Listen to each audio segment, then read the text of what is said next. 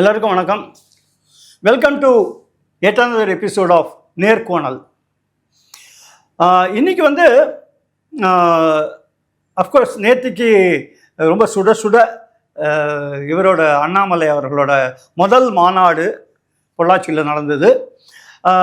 எனக்கு என்ன வேடிக்கையாக இருந்ததுன்னா, அதாவது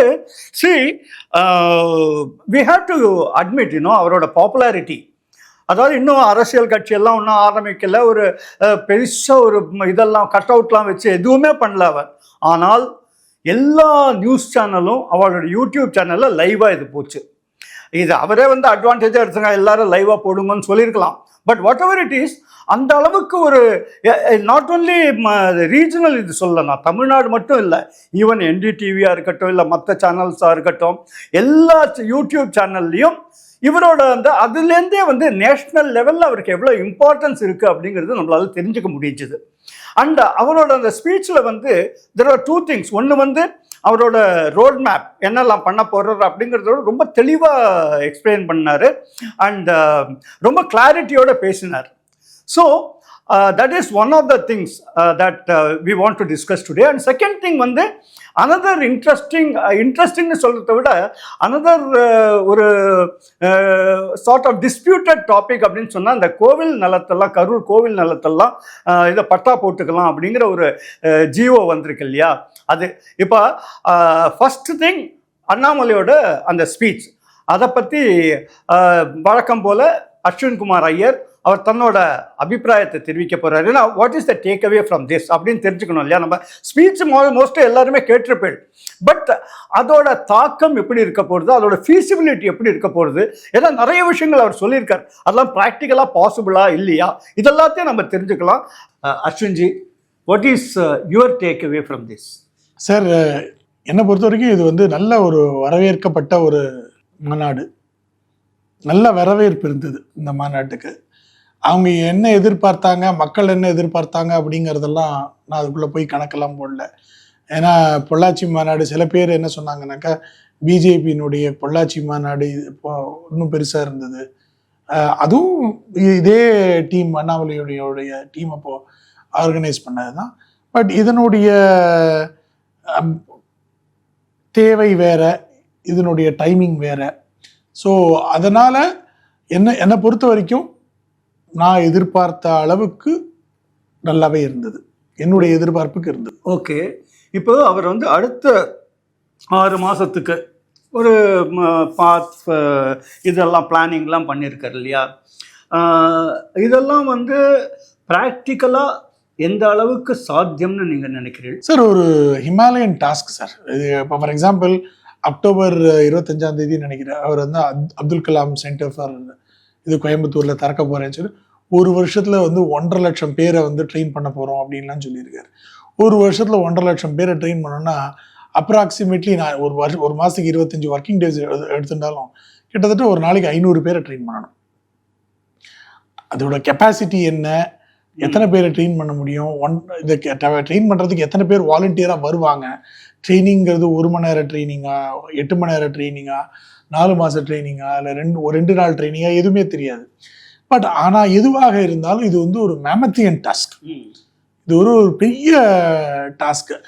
இது வந்து ட்ரைனிங்கிறது இல்லாமல் I think it will be more sort of an induction program. நம்ம ஒரு ஆர்கனைசேஷனில், ஒரு கம்பெனிலையோ இதுலையோ சேர்ந்தாலும் ஒரு இண்டக்ஷன் ஒன்று கொடுப்பாங்க, நீங்கள் இதெல்லாம் வந்து உள்ளே கற்றுக்கணும் அப்படின்னு சொல்லிட்டு. ஸோ ஐ திங்க் இந்த எத்திக்கல் பாலிட்டிக்ஸ் அப்படிங்கிறதே வந்து ஒரு இண்டக்ஷன் ப்ரோக்ராம் மாதிரி கொடுத்துட்டு அதுக்கப்புறமா he wants to take, ஏன்னா training will take a lot of time. இது வந்து மோஸ்ட்லி ஒரு சின்ன ஒரு ஷார்ட் டர்மாக தான். இது சொல்கிற டைம் பீரியடையும் நம்பர் ஆஃப் பீப்புளையும் பார்த்தாக்க எனக்கு அந்த மாதிரி தோன்றுறது. இல்லை அது சரி, அது வந்து அக்டோபர் 25. பட் இப்போலேருந்து அவர் வந்து ஜூலையில், ஆகஸ்ட் இதை பண்ண போகிறோம், செப்டம்பர் இதை பண்ண போகிறோம் அப்படின்னு இது எல்லாமே வந்து ஒரு மேமத்தின் டாஸ்க் சார். சின்ன டார்கெட்டே கிடையாது. அவர் எடுத்துகிட்டு இருக்கிறது எதுவுமே சின்ன டார்கெட் கிடையாது. இப்போ இந்த மாதமே நான் ஏன் வந்து இப்போது முதல் மாநாடுன்னு நம்ம சொல்கிறோமே தவிர இது வந்து this is not a political conference. இது ஒரு பொலிட்டிக்கல் கான்ஃபரன்ஸ், ஒரு அரசியல் மாநாடாக இருந்தால் எனக்கு தெரிஞ்சு இதை விட இன்னும் பெருசாக இருக்கும். இதை வந்து வெறும் ஒரு வாலண்டரி கான்ஃபரன்ஸாக கூப்பிட்டு, அதுவும் வந்து இதுதான் அவருடைய first large public appearance.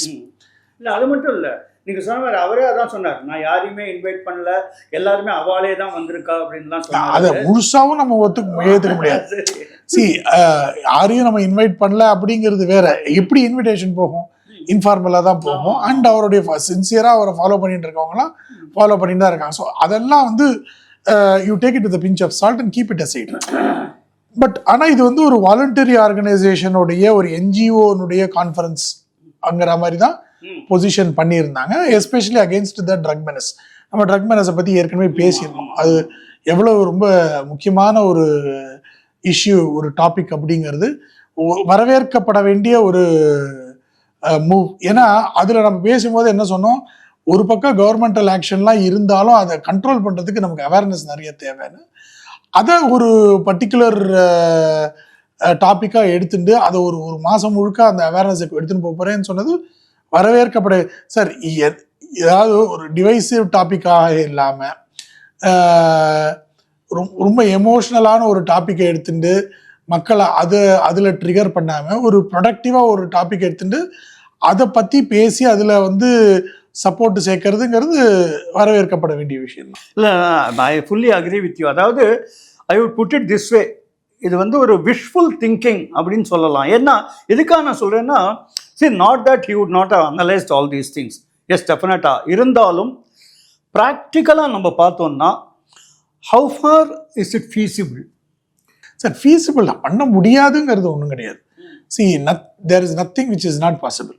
Okay, இந்த மாதிரியான சமாச்சாரங்களில் இதுக்கு ஒரு பெரிய அளவில் ஒரு முன்னெடுப்பு தேவைப்படும். ஓகே, ஒரு இனிஷியேட்டிவ், ஒரு பெரிய அளவில் ஒரு முன்னெடுப்பு தேவைப்படும்.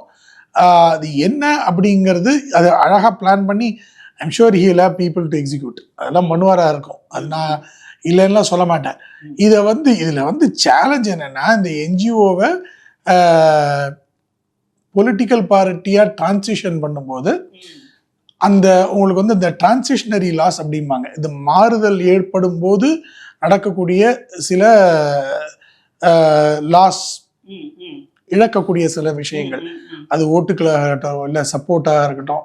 ஏன்னா என்ஜிஓங்கும் போது நீங்கள் நல்லதை பேசும்போது எல்லாரும் சப்போர்ட் தான் பண்ணுவாங்க. ட்ரக்கு வேண்டாம் அப்படின்னு இவர் வந்து பிரச்சாரம் பண்ணால் அப்போசிஷன் பார்ட்டி இவருக்கு எதிராக இருக்கிற கட்சிகளாக இருந்தாலும் சரி, இவருக்கு வேண்டப்பட்ட கட்சிகளாக இருந்தாலும் சரி, யாருமே வந்து இவர் சொல்றது தப்புன்னு சொல்ல போகிறது இல்லை. So a stance as an NGO is very different. A stance as a political party is very different. So அந்த டிரான்சிஷனில் ஏற்படுற இழப்புகளுக்கு இவர் என்ன குஷன் கொடுக்க போகிறாருங்கிறது. நான் முதல்ல அண்ணாமலையை பற்றி பேசும்பொழுதே நம்ம என்ன சொன்னோம், இதில் he is being judged every moment. He is being judged by even his own supporters. So அதை தாண்டி அவரோட சப்போர்ட்டர்ஸ் இப்போ என்ன பார்க்குறோன்னா, கிட்டத்தட்ட ஒரு 30-35% மேலே வந்து அவருடைய சப்போர்ட்டர்ஸ் எல்லாமே வந்து பிலோ 37 அப்படிங்கிற மாதிரி தான் பார்க்குறோம். Which is good. அவரது வந்து he is getting support from youngsters. இல்லை 51% something, I don't remember the number, but large section of supporters are youngsters. But அப்படி பார்க்கும்பொழுது அவர் கையில் எடுத்துருக்கிற டாபிக் எல்லாம் அவங்களுக்கு அப்பீலிங்காக இருக்கிற மாதிரி அப்படிதான் எடுத்துன்னா அந்த டைரக்ஷனில் தான் அவர் போகிறார். த ஃபியூச்சர் அங்கே தான் இருக்குன்னு தெரியும், அதனால he is moving towards it. இல்லை, இப்போ ஒரு விஷயம் கரெக்ட். அதாவது கிளாரிட்டி ஆஃப் தாட்னு பார்த்தோம்னா, ஐ மீன் he has got a very clear thought. இதான் இப்படி த பாத், he has defined the path also. இப்படி தான் நம்ம போக போகிறோம் அப்படின்னு. பட் நீங்கள் சொன்ன மாதிரி ஒரு என்ஜிஓலேருந்து ஒரு பொலிட்டிக்கல் அவுட்ஃபிட்டாக மாறும்பொழுது அவர் சொல்கிற நம்ம எல்லாருமே வந்து இதுதான் என்ன சொல்கிறது, யாருமே வசதி கிடையாது, இல்லை பேரிட்டி எல்லாம் இருக்குன்னா சொன்னாலும், அதாவது எனக்கு லெஃப்ட் கிடையாது, ரைட்டு கிடையாது, ரைட் ஹேண்ட் லெஃப்ட் ஹேண்ட்லாம் கிடையாது, எல்லாரும் சமம் தான், இப்படியெல்லாம் சொல்லலாம். ஆனால் ஆக்சுவலாக வரும்பொழுது அறிந்தோ அறியாமலோ இதெல்லாம் ஏற்படத்தான் போகிறது. அண்ட் அதில் வந்து டெஃபினட்டாக மனத்தாங்கல்கள் இருக்கும், மனக்கசப்புகள் இருக்கும். நான் வசதியா நீ வசதியாலாம் வரத்தான் வரும். இவர் சொல்லிக்கலாம் நானும், ஆனால் அவர் தான் லீடர், அதில் வந்து எந்த மாற்று கருத்தும் கிடையாது. அண்ட் அப்போ அந்த மாதிரி விஷயங்கள்லாம் any political party for that matter வெளியில் என்ன தான் சொல்லியிருந்தாலும் இந்த விஷயங்கள்லாம் வரத்தான் போகிறது. இதெல்லாம் எப்படி அவர் ஹேண்டில் ஏன்னா சொல்கிற போது அவர் சொல்கிறார் நம்ம எல்லாரும் சேர்ந்து தான் பண்ண போகிறோம் அண்டு இது வந்து ஜாதி மத வித்தியாசம் கிடையாது, இது கிடையாது, அது கிடையாது, எல்லாரும் சொல்கிறார். அதாவது இதில் இன்னொரு ஒரு இன்ட்ரெஸ்டிங்கான விஷயம் என்னென்னா, அவர் சொல்கிறார் நான் வீட்டை விட்டு வெளியில் கிளம்பும்போது நான் ஹிந்து இந்த ஜாதிங்கிறதெல்லாம் பூட்டு போட்டுட்டு தான் நான் வெளியில் கிளம்புறேன் அப்படிங்கிறார். இருந்தாலும் அந்த ஐடென்டிட்டி இருக்கத்தான் இருக்கும், அதெல்லாம் மாற்ற முடியாது. அண்ட் அவருக்குன்னு ஒரு தனிப்பட்ட அபிப்பிராயமும் இருக்கத்தான் இருக்கும் மற்ற மதத்தை பற்றியும். ஸோ இது வந்து டோட்டலாகவே நான் வந்து அப்சல்யூட் செக்குலர்னு யாருமே இருக்க முடியாது என்னை பொறுத்தவரை. இல்லை சார், எனக்கு இதில் ஒரு பயம் ஒன்று இருக்குது. அதாவது செக்யூலரிசம், நல்ல வேளை அவர் அந்த வார்த்தையை சொல்லலை. ஆமாம், அந்த வார்த்தையை சொல்லியிருந்தாக்க, பிகாஸ் இந்தியாவில் மோஸ்ட் அப்யூஸ்டு வேர்டு அது. ஆமாம், ஏன்னா செக்யூலரிசம்ங்கிற பேரில் என்னெல்லாமோ பண்ணிட்டு இருக்காங்க. சி, நம்மளுடைய வேலையில் நம்மளுடைய ப்ரொஃபஷனில் நம்ம செக்யூலராக இருக்கலாம், பட் தனிப்பட்ட மனுஷனாக செக்யூலராக இருக்கணும்னு அவசியம் கிடையாது. என்னோட தனிப்பட்ட இது ஒப்பீனியன்னு இருக்கக்கூடாது. ஏன்னா ஒரு வெளியில் சொல்லிக்கலாம். செக்யூலர்னா என்ன சார்? செக்யூலர்னாக்க இம்பார்ஷியலாக இருக்க வேண்டியது. ஸோ ஒரு கவர்னன்ஸ் இம்பார்ஷியலாக இருக்கணும், ஒரு கவர்மெண்ட் இம்பார்ஷியலாக இருக்கணும். அது வந்து கவர்னன்ஸோ கவர்மெண்ட்டோ இல்லை ஒரு அரசியல் கட்சியோ ஒரு ஓட்டு வங்கிக்காக அப்பீஸ் பண்ணும்போது அது அடிபட்டு போயிடும். That is where the problem is. இவர் சொல்லும்போது இப்போ எதனால வந்து ஒரு செக்ஷன் ஆஃப் ஹிந்துஸ் வந்து பிஜேபியோட இவ்வளோ ஸ்ட்ராங்காக தமிழ்நாட்டில் எஸ்பெஷலி அவங்களோட இருக்காங்க அப்படின்னாக்கா, இன்னைக்கு இந்துக்களுக்காக பேசக்கூடியவங்க வேற எந்த கட்சியுமே கிடையாது. ஏன்னாக்கா இந்துக்களுக்கு இப்போ மற்றவங்களுக்காக அட்லீஸ்ட் மைனாரிட்டி அப்படிங்கிறதுனால எல்லா கட்சிகளும் பேசும். இந்துக்களுக்கு இந்து உரிமைகளுக்கு பேசக்கூடிய கட்சிகள் எதுவுமே கிடையாது. ஸோ இப்போ ஒரு பார்ட்டி ட்ரூலி செக்யூலராக இருந்தால் இந்துக்களுடைய ரைட்ஸை பற்றியும் பேசணும் இல்லையா? எனக்கு தெரிஞ்சு வேற எந்த பார்ட்டியும் பேசினதே கிடையாது. அதனால தான் பிஜேபி பேசும்பொழுது பிஜேபி இந்து பார்ட்டின்னு சொல்கிறாங்க. பிஜேபி எனக்கு தெரிஞ்சு they have supported Hindu rights, அவ்வளவுதான். I don't think it has been against anybody or anything. But இவர் வந்து இந்த மாதிரி ஒரு பாத்து எடுக்கும் பொழுது will he also take a stance? அதாவது இந்துக்கள் அப்படின்னு வந்து இந்துக்களுடைய ரைட்ஸ் அப்படின்னு வந்து அதனுடைய ஒரு கொஸ்டின் வந்தா அதுல அவருடைய ஆன்சர் என்னவாக இருக்கும்? ஒரு ஒரு ஜட்ஜ் மாதிரி அவருடைய ஆன்சர் இருக்குமா, இல்ல a person who actively supports அப்படிங்கிற மாதிரி இருக்குமா? பிகாஸ் இதுக்கு முன்னாடி இவருடைய பேட்டிகள் சிலதெல்லாம் வந்து ரொம்ப சிலாகிச்சு நான் பார்த்த பேட்டிகள் எல்லாம் உண்டு. ஒன்று வந்து ஒரு பேட்டியில் அவர் வந்து சொல்லியிருப்பாரு, நான் வந்து பாரதிய ஜனதா கட்சி ஆட்சிக்கு வந்ததுன்னா முதல் ஃபைல் கையெழுத்து போடுறதே ஹெச்ஆர்ஜியை அபாலிஷ் பண்ணுறதா தான் இருக்கும் அப்படின்னு. அது கட்சியோடைய வியூவை அவர் சொன்னாரா இல்லை இவருடைய வியூவை அவர் சொன்னாரா? ஏன்னா பொதுமே வந்து நமக்கு வந்து இப்போ கட்சியிலேருந்து விலகிட்டதுனால, ஏன்னா இது வந்து அது கட்சியோட வியூ, என்னோட வியூ அது கிடையாது அப்படின்னு சொல்லிட்டாருன்னு வச்சுக்கோங்க. இவரை நம்ம பார்க்கக்கூடிய பார்வை வேற மாதிரி இருக்கும். இவர் அந்த இஷ்யூலேருந்து விலகி போகவும் முடியாது. he has to answer at some point in time he does. ஆனா இன்னைக்கு அவருடைய போக்கு எப்படின்னாக்கா ப்ரொடக்டிவ் பாலிடிக்ஸா இருக்கட்டும், இந்த இஷ்யூஸ் எல்லாம் பின்னாடி டிஸ்கஸ் பண்ணிடலாம். இப்போ வந்து ரொம்ப பிரைமா இருக்கிற இஷ்யூஸ் எல்லாம் என்ன இருக்கு அதை அட்ரஸ் பண்ணலாம் அப்படிங்கிறதுல தான் அவருடைய ஃபோக்கஸ் இருக்கு. அந்த விஷயத்துல ஓரளவுக்கு நானும் ஒத்துப்பேன். ஏன்னா இன்னைக்கு பிரைம் ஃபோக்கஸ் இந்த யூத்து எம்ப்ளாய்மெண்ட், எம்ப்ளாயபிலிட்டி, அவங்களோட ஸ்கில்ஸ், அவங்கள எப்படி டெவலப் பண்ணலாம், தவறான வழிகளில் அவங்கள போகாமல் எப்படி எடுத்துட்டு வரலாம், நாட்டுடைய growth, தமிழ்நாட்டுடைய growth, Tamil Nadu as a government அதோடைய ஃபிஸ்கல் டிசிப்ளின் என்ன, எப்படி நம்மளோட டிபெண்டன்ஸ் அந்த ஃப்ரீபீஸை கம்மி பண்ணலாம், இதெல்லாம் தான் வந்து என்னை பொறுத்த வரைக்கும் தமிழ்நாட்டு அரசியலினுடைய முக்கிய புள்ளிகள். பட் இதெல்லாம் வந்து நம்மளுடைய பேசிக் ஐடென்டிட்டியை காம்ப்ரமைஸ் பண்ண முடியாது. நம்ம ஃபண்டமெண்டல்ஸ் அதை நமக்கு கொடுத்துட்டா நம்ம இதெல்லாம் ஃபோக்கஸ் பண்ணலாம். இல்லை ரெண்டு விஷயம் கேட்க I want to know from you. Of course first இந்த விஷயங்கள்லாம் நீங்கள் சொன்னதுனால இப்போ அவர் நேற்றுக்கு என்ன பேசினதுல சொன்னார்னா, தமிழ்நாடு வந்து at the end of the 5 years டிவிகேயோட 15 லட்சம் கோடி கடன் இருக்க போகிறது அப்படின்னு ரொம்ப ஆணித்தரமாக சொன்னார்.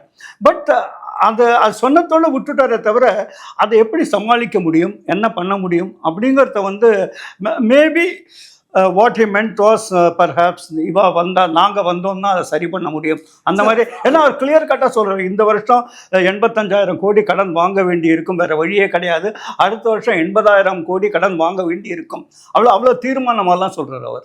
சார் காரணம் நம்மளோட ஃபிஸ்கல் டிசிப்ளின் தான் சார். கிராஃப் போட்டு பார்த்தா வந்து இருந்தது. நம்மளுடைய எப்போதுமே நம்ம இதை பற்றியெல்லாம் பேசினோம் அப்படின்னாக்கா, தமிழ்நாடு வந்து இந்தியாவிலேயே 2வது அதிக ஜிடிபி இருக்கிற மாநிலம், மகாராஷ்டிராவை தவிர்த்து பார்த்தாக்க நல்லா இருக்கு. சில ஸ்டேட்ஸ் லைக் பீகார், உத்தரப்பிரதேஷ் இதெல்லாம் கம்பேர் பண்ணி பார்த்தோன்னா நம்ம எங்கேயோ ரொம்ப முன்னேறி ரொம்ப முன்னாடி இருக்கோம். இதெல்லாம் ஒத்துக்கலாம், நான் இல்லைன்னு சொல்லலை. பட் நம்மளுடைய ஃபிஸ்கல் டிசிப்ளின், நம்மளுடைய ரெவென்யூ எக்ஸ்பெண்டிச்சர் ரொம்ப ஜாஸ்தி சார் நம்மளோட இதுக்கு. அதுக்கு காரணம் நிறைய இருக்கு, 1-2 கிடையாது, பல காரணங்கள். அதை பற்றி நம்ம தனியாக பேசலாம். நான் ஒரே வார்த்தையில் சொல்லணும்னா நம்மளுடைய ஃபிஸ்கல் டிசிப்ளின் வீக் ஆகிட்டு வருது. அந்த ஃபிஸ்கல் டிசிப்ளினை வந்து திருப்பி நம்ம கொண்டு வரலன்னாக்க நம்ம ரொம்ப நாளைக்கு வந்து நம்ம தமிழ்நாடு முன்னேறிய மாநிலம், நம்ம இந்தியாவிலேயே 2வது மாநிலம்னு ரொம்ப நாளைக்கு சொல்லிட்டு தெரிய முடியாது. மற்ற மாநிலங்கள் நம்ம முன்னேறக்கூடியதுக்கு சான்சஸ் இருக்கு. அதை வந்து ஒரு சைடு அது, இன்னொன்று இண்டஸ்ட்ரியல் டெவலப்மெண்ட், இதெல்லாம் தான் ரொம்ப ரொம்ப முக்கியம். ஐ திங்க் அவர் கோட் போட்டு சுட்டி கூட காமிக்கல. It is already sir. எனக்கு வந்து இந்த இஃப் யூ ரிமெம்பர், உங்களுக்கு வந்து திமுக ஆட்சி அமைச்சோன்னே பிடிஆர் பழனிவேல் தியாகராஜனுடைய முதல் ஃபினான்ஷியல் ஸ்டேட்மெண்ட் சப்மிட் பண்ணப்போ, அந்த பட்ஜெட்டுன்னு சொல்லுவோம் இல்லையா, அந்த பட்ஜெட்டும் போது அதுக்கு முன்னாடி அவர் வந்து ஒரு ஒயிட் பேப்பர்லாம் ஒன்று பண்ணார். அதில் அந்த அவருடைய பட்ஜெட் இதில் வந்து ஃபிஸ்கல் டிசிப்ளினை பற்றி ரொம்ப பேசியிருந்தார்.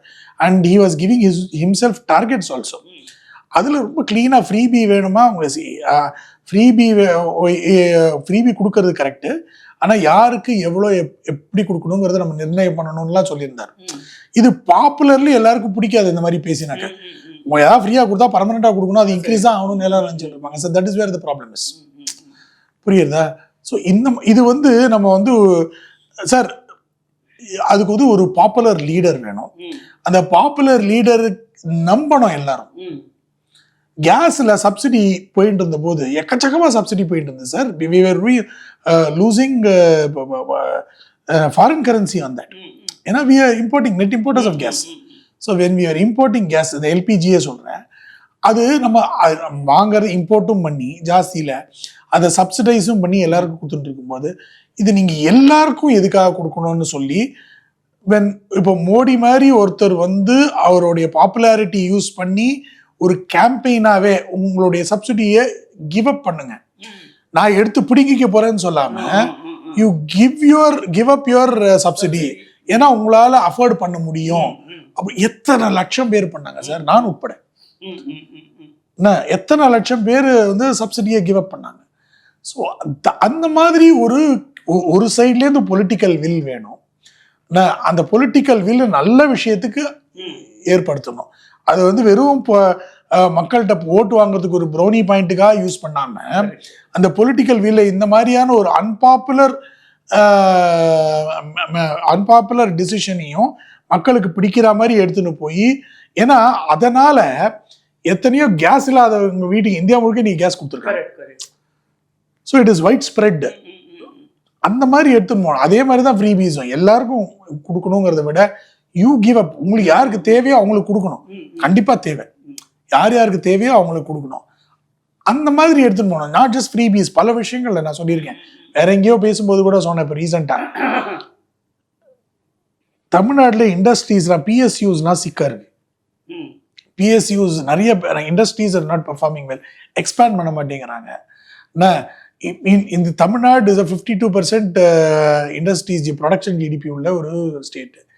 அதுல வந்து உங்களுக்கு வந்து நம்ம அதில் இன்னும் ஃபோக்கஸ் பண்ணி அதை எக்ஸ்பேண்ட் பண்ணி Tamil Nadu is industrial investment friendly ஸ்டேட்டாக கொண்டு வரலன்னா இதெல்லாம் நமக்கு கைவிட்டு போயிடும்.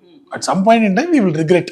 அதுக்கப்புறமா கண் கட்ட பிறகு சூரிய நமஸ்காரம் பண்ணி பிரயோஜனமே கிடையாது. Various reasons are there for தேட்னு வச்சுங்களேன். கம்மிங் பேக் டு அண்ணாமலை, இப்போ அதாவது என்னோட ஐடென்டிட்டியை வந்து நான் ஆற்றுக்குள்ளேயே வீட்டை விட்டு வெளியில் வரும்போது பூட்டிட்டு வருவேன்லாம் சொன்னார் அவர். சமீபத்தில் ஒரு இது ஆர்டர் பாஸ் பண்ணியிருக்கா இல்லையா, அது அஃப்கோர்ஸ் அது வந்து ஃபஸ்ட்டு அண்டர்ஸ்டாண்ட் பண்ணிக்கணும். அதாவது இந்த கோவில் நிலங்கள்லாம் இது வந்து பட்டா போட்டு கொடுத்துடலாம் அப்படின்னு சொல்கிறா. இதில் ஒரு ஒரு கிளாரிட்டி மிஸ் ஆகுதுன்னு தோன்றுறது எனக்கு. அது நிஜமாவே கோவில் சொத்தாது. அதை பற்றி நீங்கள் என்ன, வாட் இஸ் யுவர் ஃபீலிங்? ஏன்னா இதை பற்றி அண்ணாமலையும் அபிப்பிராயம் தெரிவிச்சிருக்காரு. ஆமாம், and that is not been very popular among right wing Hindus. அதாவது டெம்பிள் வர்ஷிப்பர்ஸ்லேருந்து எனக்கு கூட அது கொஞ்சம் ஒரு அவருடைய வார்த்தைகள் ஏன்னா அவர் ஃபுல்லாக ஆராயாமல் முழுக்க டக்குன்னு கொடுத்துட்டாரோ. ஆனால் ட்ரூத்துங்கிறது இந்த சைட்லேயும் இல்லை இந்த சைட்லேயும் இல்லை, சம்வேர் இன் பிட்வீன் தான் இருக்குது. இல்லை நீங்கள் நம்ம ஆரம்பிக்கிற போது சொன்னால் தெரியுமா, நேற்று கொண்டு இல்லை ரிசர்ச் எல்லாம் பண்ணேன் அப்படின்னு இந்த இதை பற்றி. அது ஏன்னா இது ரொம்ப யூஸ்ஃபுல்லாக இருக்கும் வியூவர்ஸ்க்குன்னு எனக்கு தோன்றது. ஏன்னா பொதுவாக ஜஸ்ட் கோவிலோட நிலம்னு சொல்லிட்டு இருக்கா.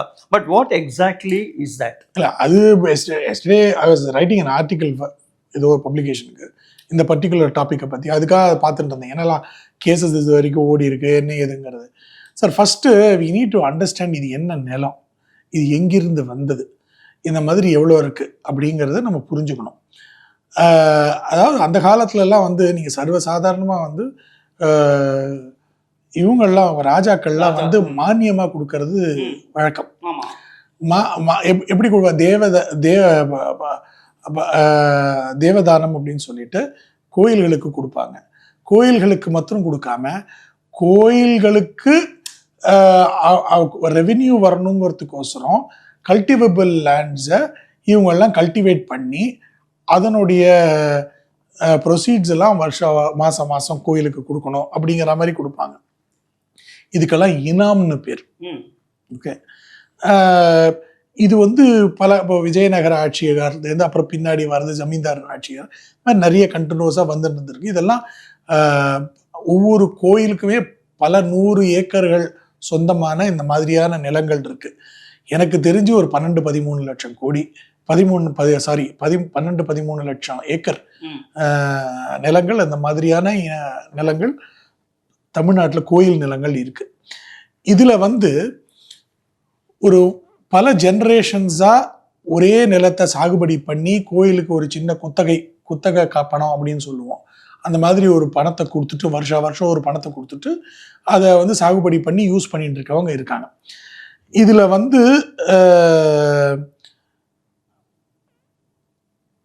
1963 வந்து ஒரு சட்டம் எடுத்துன்னு வராங்க. ஆக்சுவலா 2 சட்டம் அப்போ எடுத்துன்னு வராங்க. ஒன்று வந்து அபாலிஷன் ஆஃப் இனாம் எஸ்டேட்ஸ் ஆக்ட் 1963, ரெண்டாவது வந்து அபாலிஷன் ஆஃப் மைனர் இனாம் and conversion to ryotwari act 1963. இந்த முதல்து வந்து மேஜர் எஸ்டேட்ஸ், அதாவது மேஜர் இனாம் மைனர் இனாம்னு 2 பிரிச்சாக்க, ஒரு சில இடங்கள்ல கொடுக்கறதெல்லாம் வந்து பெரிய பெரிய லேண்டோ பார்சல்ஸா கொடுப்பாங்க. ஒரு முழு கிராமம் இல்லை 2-3 கிராமத்தை சேர்த்து கொடுக்கறது. இதெல்லாம் இப்போ 1947 நமக்கு சுதந்திரம் வந்த பிறகு one of the main things which throw our democracy itself was இந்த சோஷியலிஸ்ட் டெமோக்ரஸி அப்படின்ற ஒரு ஃபீலிங். ஜமீன்தாரி ரெஸ்ட்ரிக்டிவ் ஆக்ட் அது வந்தது. உழுபவனுக்கே நிலம் சொந்தமாக வேண்டும் அப்படி அந்த ஒரு இது இருந்தது. ஸோ என்ன ஆச்சு, ஜமீன்தார்கிட்டேருந்து லேண்டெல்லாம் வாங்கி அந்த காலத்தில் பல 100 ஏக்கர் பல 1000 ஏக்கர்கள் வச்சுருந்தவங்கலாம் இருக்காங்க. அதை வந்து உழறவங்களுக்கு கொடுத்து இந்த சோஷியலிஸ்ட் டெமோக்ரஸி பிரின்சிபிள்ஸில் எல்லாம் பண்ணிட்டு இருந்தோம். It's is good that particular point in time.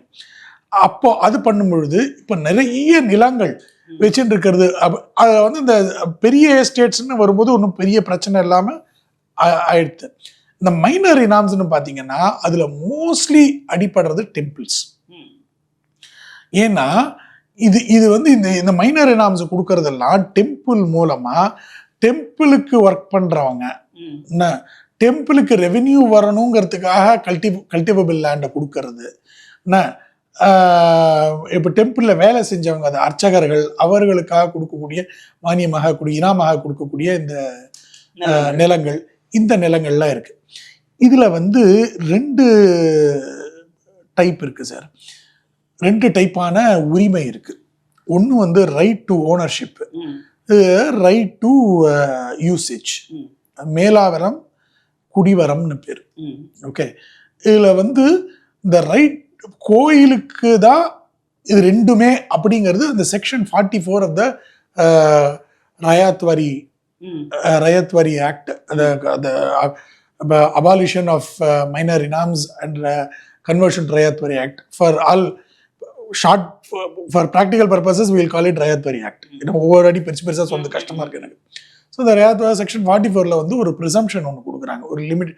என்ன ஆட்டோமேட்டிக் ப்ரிசம்ஷன் என்னன்னாக்கா, யாராவது அது ப்ரூவ் பண்ற வரைக்கும் இந்த ரெண்டு உரிமையும் அந்த கோயிலுக்கு தான் சொந்தமானது அப்படின்ற ஒரு ப்ரொடெக்ஷன் ஒன்று எடுத்துன்னு வராங்க.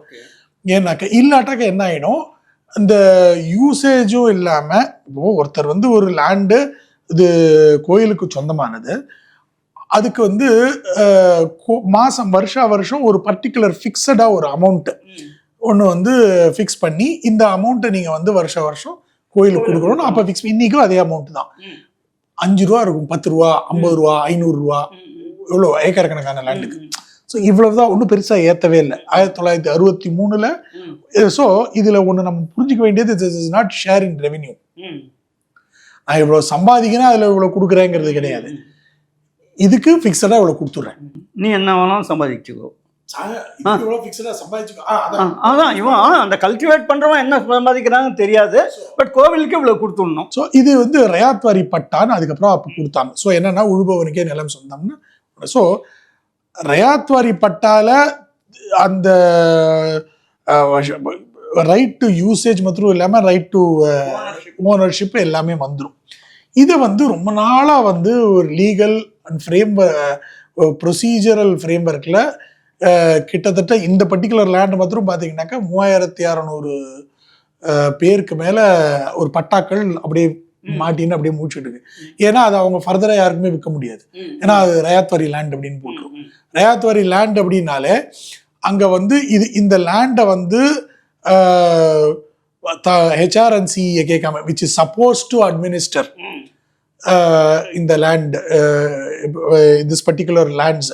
ஏன்னா இதெல்லாம் கோயிலுக்கு சம்பந்தப்பட்ட லேண்ட், கோயில் உரிமையுள்ள கோயிலுக்கு சொந்தமான லேண்டு ஒரு சைடு, என்ன இன்னொன்று இது கோயில் சம்பந்தப்பட்ட லேண்டு, அதுல கிளாரிட்டி இல்லைங்கிறதுனால HRNC-யோடைய கிளியரன்ஸ் இல்லாம இதை யாருக்கும் ரெஜிஸ்டர் பண்ணக்கூடாது அப்படின்னு ஒரு பர்டிகுலர் ஸ்டாண்டிங் ஆர்டர் இருந்தது.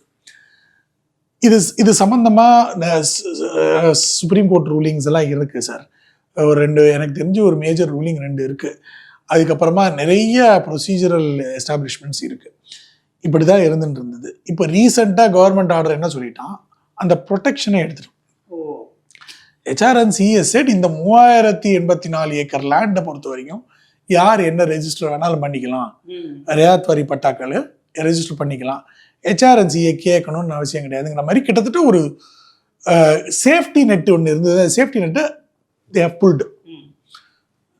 இப்போ கேள்வி என்னன்னாக்கா, இந்த 3084 ஏக்கர்களும் அது மட்டும் இல்லாம இது வந்து மொத்தமாவே உங்களுக்கு வந்து நான் சொன்னேன் இல்லையா, மொத்தம் ஒரு 13 லட்சம் ஏக்கர் எனக்கு தெரிஞ்சு இந்த மாதிரியான லேண்ட் இருக்கு. அது கோயிலுக்கு சொந்தமானதா, கோயிலுக்கு சம்பந்தப்பட்டதா, இந்த ரயாத்வாரி ஆக்ட்ல எவ்வளவு வருது, இந்த மாதிரியான ஒரு கம்ப்ளீட் சர்வே இல்லை. ஒவ்வொரு ஏரியாலும் இந்த சர்வே தேவை. ஓகே, இது ஒரு டார்க்ல இருக்கும்பொழுது எது நிஜமாவே வந்து அதை வந்து பர்மனண்டா கல்டிவேட் பண்ணவங்கள்ட்ட போய் சேர்றது, எது வந்து கோயிலுடைய லேண்டு, கோயிலுக்கு தான். ஒரு ஸ்கொயர் இன்ச் கூட யாரும் எடுத்துன்னு போக கூடாது. சிவன் சொத்து குலநாசம்.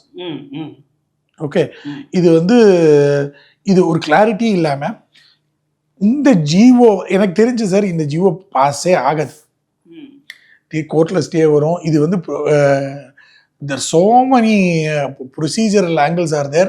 இந்த 3084 ஏக்கர்ல 1 ஏக்கர் கூட ரெஜிஸ்டர் பண்ண முடியாது. அப்படியே பண்ணாலும் அதுக்கு ஸ்டே தான் வரும். எனக்கு தெரிஞ்சு கிட்டத்தட்ட திரும்ப அங்கதான் போகும். இதுக்கு கிளாரிட்டி வந்து it has to happen very very concrete way. இந்த கோயில்கள் எனக்கு இப்போ நியூஸ் லேட்டஸ்டா எனக்கு யாரோ சொன்னாங்க, இது மாத்திரம் இல்லாம அடுத்தது திருப்பூர் பக்கத்துல இன்னொரு 4000 ஏக்கர் கூட அந்த மாதிரி பண்ண போறாங்க அப்படின்னு. ரயாத்வாரி பட்டாக்களுக்கு யாரு உண்மையான அந்த நிலத்துக்கு சொந்தக்காரர்கள், கோயிலா இல்ல கோயிலுக்கு சம்பந்தப்பட்டவர்களா, ஒரிஜினலான தேவதேயத்துல என்ன இருக்கு அப்படின்னு போட்டு இதை கிளாசிஃபை பண்ணக்கூடிய எக்ஸசைஸ் இன்னும் நடக்கல. இதுல நிஜமாவே பல ஜெனரேஷனா அந்த லேண்டை வந்து கல்டிவேட் பண்ணி வச்சுட்டு இருக்கவங்க உண்டு. இப்ப நினைச்சு பாருங்க, இப்போ கல்டிவேட் பண்றோம்னு சொல்லிட்டு பல ஜெனரேஷனா கல்டிவேட் பண்றோம், கோயில் நிலத்தை இவங்க எடுத்துட்டு மறுநாளைக்கு கருத்தால அதை ரெசிடென்ஷியலா கன்வெர்ட் பண்ணி பிளாட் போட்டு விற்கிறதுக்கு எத்தனை நாள் ஆகும்? சரி. So this requires a much larger exercise. இந்த ஜீவோ வந்தது வந்து எனக்கு தெரிஞ்சு ஒரு பொலிட்டிக்கல் ப்ரௌனி பாயிண்ட்டுக்காக வந்திருக்கு. ஓகே. அவசரமா வந்திருக்கு. இதை ஒரு பிரசிடென்ட் ஆக்கிடக்கூடாது. இல்லை, புரியுது. ஸோ ஐ மீன் இது வந்து டெஃபினட்டாக வந்து நிறைய பேருக்கு நீங்கள் இப்போ கொடுத்த ஷேர் பண்ண ஆல் தி இன்ஃபர்மேஷன் ரொம்ப யூஸ்ஃபுல்லாக இருக்கும் அப்படின்னு நினைக்கிறேன் நான். ஏன்னா இங்கே தான் ரொம்ப கிளாரிட்டி இல்லாமல் இருந்தது. And you are given a very very என்ன சொல்கிறது எக்ஸ்ட்ராடினரி எக்ஸ்பிளனேஷன் ஃபார். இன்சிடென்ட்லி பார்த்தீங்கன்னாக்கா அத்தனையும் பர்ஷியன் டேர்ம்ஸ். ரயத்துங்கிறது is a Persian term. Okay. கல்டிவேட்டருக்கு பட்டாங்கிறது நம்ம வந்து ரெஜிஸ்ட்ரி, லேண்ட் ரெஜிஸ்ட்ரியில யூஸ் பண்ற பல வார்த்தைகள் வந்து ஏன்னா அந்த முகலுடைய மன்சப்தாரி சிஸ்டம்லேருந்து அப்படியே இங்கே வந்தது நமக்கு தழுவி அப்படியே அதே வேர்டே யூஸ் பண்ணிட்டு இருக்கோம். இல்லை, எது நான் என்ன சொல்ல வந்தேன்னா, ஸோ இந்த அளவுக்கு டீட்டெயிலாக எக்ஸ்பிளைன் பண்ணேன். நான் இதில் அண்ணாமலை சொன்னதில் வந்து உங்களுக்கு உடன்பாடு இல்லைன்னு சொன்னேன் சார். எனக்கு முழு உடன்பாடு இல்லை. ஒரு விஷயம் என்னன்னாக்கா, அந்த ஆக்ட் ஆஃப் அன்னைக்கு எடுத்துன்னு வந்ததுக்கு காரணமே பெரிய பெரிய லேண்ட் பார்சல்ஸ் ஜமீன்தார்கள்கிட்டையும் அந்த மாதிரி இந்த ஜமீன்தாரி ரெஸ்ட்ரிக்டிவ் ஆக்டில் அந்த மாதிரி இருந்தது. ஸோ கோயில்கள் நிலத்தை எத்தனையோ ஜென்ரேஷன், அது ஒரு 10 வருஷம் 20 வருஷம் இல்லை சார், 100-150. விஜயநகர எம்பையர் எப்போ உங்களுக்கு 1500s 1400 1500 1600s அப்புறமாவே பல 100 வருஷங்களா பல ஜென்ரேஷன்ஸாக கண்டினியூஸாக கல்டிவேட் கோயிலுக்கு சம்மந்தப்பட்டு கல்டிவேட் பண்ணி கோயில் அந்த காலத்துலலாம் கொஞ்சம் தெய்வ நம்பிக்கை ஜாஸ்தியாக இருந்தது. கோயிலில் ஏமாற்ற மாட்டாங்க, கரெக்டாக கொண்டு வந்து கோயிலுக்கு கொடுக்க வேண்டியதை கொடுத்துருந்தா இருந்தாங்க. என்ன இப்போ மாதிரி கோயிலுக்கு தெரியும் ஏதோ நீங்க சொல்றத பார்த்தா உண்மை அதுதான் சார், உண்மை அதுதான். இல்லை, இப்போ சமீபத்தில் நான் அந்த அயோத்தியா தான் ஞாபகப்படுத்துது. அயோத்தியா அது மாத்திரம் இல்லை, தமிழ்நாட்டில் கோயில்கள் நடக்கிற கொள்ளை மாதிரி உலகத்துல எதுவுமே கிடையாது. I want to start a particular. நீங்க ரொம்ப ஸ்ட்ராங்கான டேர்ம் யூஸ் பண்றீங்க. அது கோவில்ல நடக்கிற மாதிரி ஒரு கொள்ளை. ஏன்னா அதோட அட்மினிஸ்ட்ரேஷன் யார் கையில இருக்கு? அது சரி. இதை பத்தி நீங்க தனியா ஒரு நாளைக்கு கேளுங்க, தனியா பேசலாம். எனக்கு வந்து தமிழ்நாடு கோயில்களுக்குள்ள அத்தனை சமாச்சாரங்கள் அதை வந்து பகவான் தான் காப்பாற்றணும். இது வந்து என்னை பொறுத்த வரைக்கும் ஒரு நேஷனல் லெவல் லெஜிஸ்லேஷன் வந்தால் தான் முடியும். நீங்கள் இது வந்து ஒரு இந்த ஏன்னா it is a concurrent subject. இது தனி சப்ஜெக்ட், தனியாக இன்னொரு நாளைக்கு பேசுவோம். பட் நீங்கள் கேட்டதுக்கு this is the crux of it. முழு உடன்பாடு இல்லை எனக்கு அவரோட. பட் ஆனால் கிரக்ஸ் ஆஃப் த மேட்டர் அதை மாத்திரம் எடுத்துக்கூட lot of work has to go inside அவர். ஆனால் he is also carefully worded. பேசும்போது இது எல்லாரும் தப்பாக நினச்சிட்டு இருக்காங்க. இது முழுதுமே திஸ் இஸ் மோஸ்ட்லி ஏதோ ஒரு வார்த்தை, இது எல்லாமே வந்து கோயில்களுக்கு ஆனது கிடையாது, இது வந்து கல்டிவேட்டர்ஸுக்கு இந்த ரயாத்வாரி ஆக்டில் வருது அப்படிங்கிற மாதிரி ஒரு வார்த்தை ஒன்று கேர்ஃபுல்லாக வேர்டு பண்ணியிருக்காரு, இல்லைன்னு சொல்லலை. But he has to reconsider it, go inside. ஏன்னா ஒரிஜினலி எல்லாமே இந்த சேஃப்டி நெட்டை பிடிங்கிட்டா சார் ஒரு டெலூஜ் ஆஃப் மிஸ்கான்டக்ட்ஸ் நடக்கும். இந்த சேஃப்டி நெட்டை பிடிக்கக்கூடாது. So let us hope. அதாவது நீங்கள் சொல்கிற மாதிரி அது உடனே இப்போ இமீடியட்டாக நடக்க போகிறதில்ல. நீங்கள் சொல்கிற மாதிரி கோர்ட்டுக்கு போவா, ஸ்டே வாங்குவா, so many things are going. என்ன பிரச்சனைனா சார், எவ்ரி டைம் இந்த மாதிரி நடக்கும்போது பீப்புள் லைக் டிஆர் ரமேஷ் மாதிரியான ஆட்கள்லாம் இருக்கா. இந்த பர்டிகுலர் கேஸில் அப்போ ராதாகிருஷ்ணன் இருக்கார். இவங்கெல்லாம் வந்து இட் இன்க்ரீசஸ். எத்தனை வாட்டி சார் போவாங்க சும்மா சும்மா சும்மா சும்மா கோர்ட்டுக்கு போயிட்டு? பாவம் இல்லையா அவங்களும்? அதாவது இடைவிடாமல் ஒரு இதோட பண்ணிட்டு இருக்கா. அதான் லெட்டஸ் எவ்ரி டைம் சொல்கிற மாதிரி ஈவன் அண்ணாமலை விஷயத்துலையும் நான் சொல்கிறேன். ஓகே, ஃபஸ்ட்டு மாநாடு நடந்தது, அடுத்தது வந்து அவர் அனௌன்ஸ் பண்ணியிருக்கார் இன்னொரு மாநாடு வந்து. ஸோ அதே திருச்செந்தூர் எனக்கு டக்குன்னு இப்போ அதனால தான் நான் அடுத்த மாநாடுன்னு விட்டுட்டேன். ஏன்னா எவ்வளோதான் ஞாபகம் வச்சுக்கிறது. இல்லை அதாவது ஒரு ஒரு ஒரு புத்துணர்ச்சி கிடைக்கிறது அவரோட பேசுகிறத பார்க்கும்பொழுதெல்லாம். And let us hope and pray that he succeeds in his mission அப்படின்னு சொல்லலாம். வெல், இன்னையோட எபிசோடும் நிச்சயமாக உங்களுக்கெல்லாம் பிடிச்சிருக்கும்னு நினைக்கிறேன். பிடிக்கிறதுன்னு சொல்லத்தை விட ரொம்ப இன்ஃபர்மேட்டிவாக இருந்தது. ஏன்னா அந்த கோவில் நிலம்ங்கிற ஒரு விஷயம் இருக்குது பார்த்தீங்களா, அதில் எவ்வளவு இன்ட்ரிகசிஸ் இருக்குதுன்னு இப்போ நீங்கள் புரிஞ்சுட்டுருப்பேன். ஏன்னா பொதுவாகவே எல்லாரும் பல இது சோஷியல் மீடியாவாக இருக்கட்டும், நியூஸ் சேனலாக இருக்கட்டும், எல்லாருமே கோவில் நிலத்தை கொடுத்துட்டான்னு சொல்கிறாங்க. அது கோவில் நிலமா, கோவிலுக்கு சொந்தமான நிலமா, இல்லை கோவிலோட கண்ட்ரோலில் இருக்கிற நிலமா அப்படிங்கிறதுலாம் so many grey areas are there. அதை பற்றி ஒரு கிளாரிட்டி இப்போ கிடச்சிருக்குன்னு நினைக்கிறேன். அண்ட் ஒன்ஸ் அகெயின் அடுத்த வாரம் மறுபடியும் இதே மாதிரி, ஏன்னா நமக்கு ஒரு அட்வான்டேஜ் என்னென்னா அந்தந்த வாரம் ஏதாவது புதுசாக இன்ட்ரெஸ்டிங்கான விஷயங்கள்லாம் வருது. அதை பற்றி அடுத்த வாரம் மறுபடியும் அலசுவோம். அது வரைக்கும் உங்கள் எல்லாருக்கும் என்னோட மனமார்ந்த நன்றி நன்றி நன்றி.